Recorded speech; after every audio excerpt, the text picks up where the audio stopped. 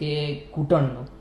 આજે આપણે જોઈએ છીએ કે ઘૂંટણનો ઘસારો છે કે પછી ઘૂંટણની ગાદી ઘસાઈ જવી. આજે આપણે દેશી ભાષામાં વાત કરીએ તો લોકો એવું કહેતા હોય છે કે મારા ઘૂંટણમાં દુખાવો છે, ગાદી ઘસાઈ જાય છે.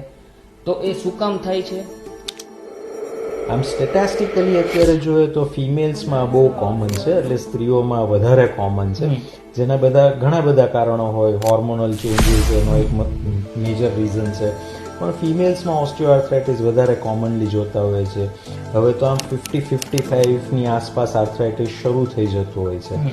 આના કોઈ સચોટ કારણો નથી. આપણે કોઈ પિન પોઈન્ટ રીઝન કે ચલો આ એક કારણની હિસાબે ઘસારો થયો છે એવું નથી. એક વખત એમ મનાતું કે ઉંમર સાથે આવે છે, પણ હવે યંગ એજીસમાં પણ અમે જોતા હોઈએ છીએ. ઘણાને ઓલ્ડ એજીસમાં પણ તકલીફ નથી હોતી. કોઈકને એમ છે કે વજન સાથે સંકળાયેલું છે, તો ઘણી વખત 104 કિલોની વ્યક્તિના પણ ગોઠણ સારા હોય છે અને 54 કિલોની વ્યક્તિના ગોઠણ ઘસાઈ જતા હોય છે. એટલે જેનેટિક્સ એક બહુ મોટું કારણ છે. એટલે ઘણી વખત આને હેરેડિટરી અમે માનતા હોય અથવા જેનેટિક ડિઝીઝ તરીકે માનતા